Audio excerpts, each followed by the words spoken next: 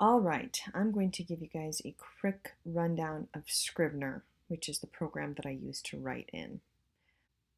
So to start, File, New Project. They have these tutorials and everything here, which you're more than welcome to do. They'll do a lot better job of explaining than I will, but I think I can just do a quick overview from my point of view. So I'll be dealing with fiction. I deal with novels. I'm going to choose that. I'm going to title it Example Book and create it.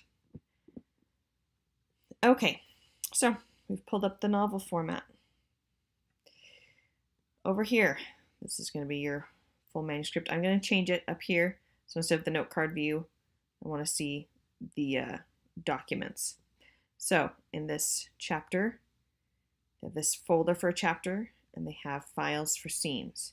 To add chapters, add folders, you go down here, there's a plus sign with a folder. I'm going to add just a bunch of folders because I'm going to have a bunch of chapters eventually, I know.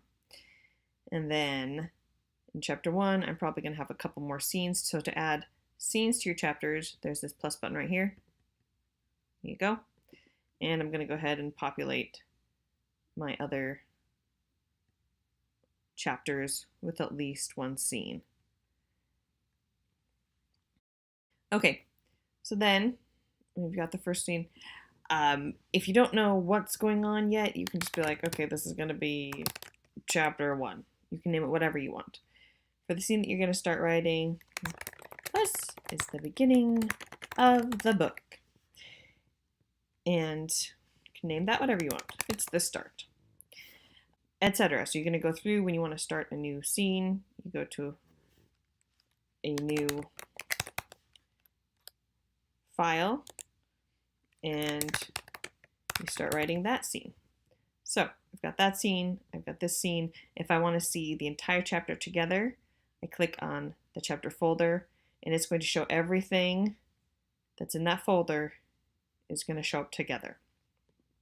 If I click on manuscript, well, before I do that, so this is another folder. This is, chapter 2 or something. And then this is another scene. And another one. Okay, so then when you go up to manuscript, it's going to show you everything. So you click on this and you're going to have your entire book all in one place, no matter how long it is. And then you can break it up and go to whatever scene or chapter you want to start writing or to find stuff, etc. So that's where you're going to go from there. So just for simplicity's sake, I'm going to go ahead and delete these. If you want to delete anything, you click on it and then you go up to trash can and you get rid of it. So I'm going to get rid of several of these extra folders because I don't need them. If you want to move something around, this is another thing that's really great about Scrivener. If this scene I decide actually needs to happen earlier, I can just click it and drag it to a new location. I'm going to switch around the order of those scenes, no problem. And everything in that document stays the same. The stuff that happens. And it's all good. You can move around, it's no problem. So this is what's going to be in your book. This includes everything down to there. You can do character sheets, okay? I'm going to use the plus, add a few characters. So this is Sally, the main character, and you can fill out this information however you want. You can change things. You can be like, I don't care about her goal. I care about her backstory. Whatever. You can change anything that you want in these. They just give you a good jumping off point. So there you have your characters. You can add places, different settings. Okay, so if your book is setting driven, you can keep track of all of your different locations there. Frontmatter is the stuff that's going to go in front of your book before it actually starts. So anything before chapter 1. So for example, in the paperback, it already has these populated for you.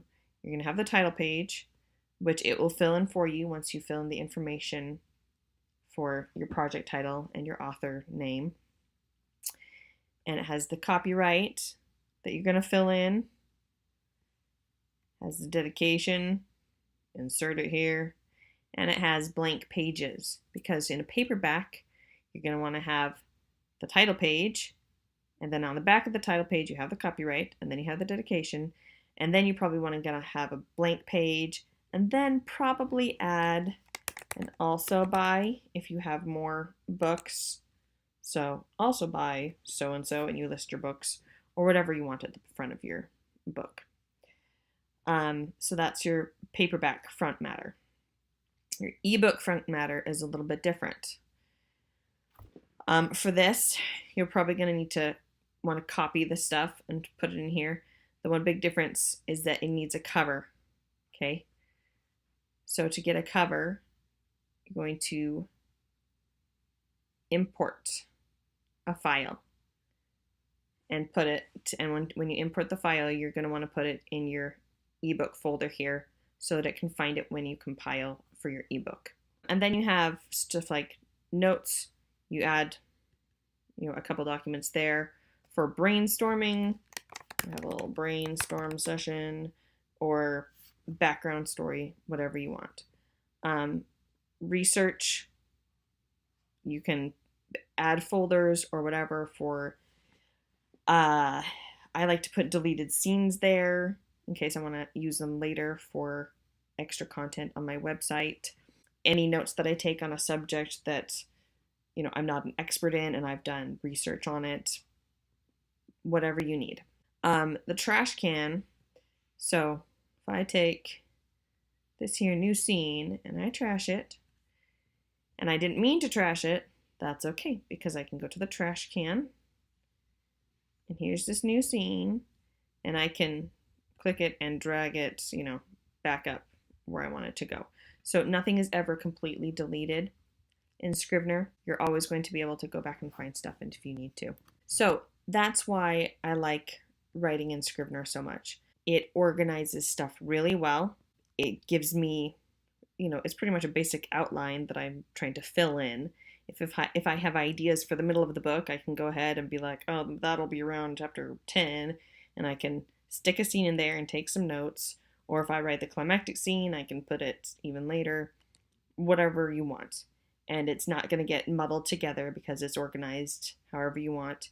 And you can rearrange stuff if you need to without any troubles. So that's why I like writing in Scrivener. Scrivener is available at literatureandlatte.com.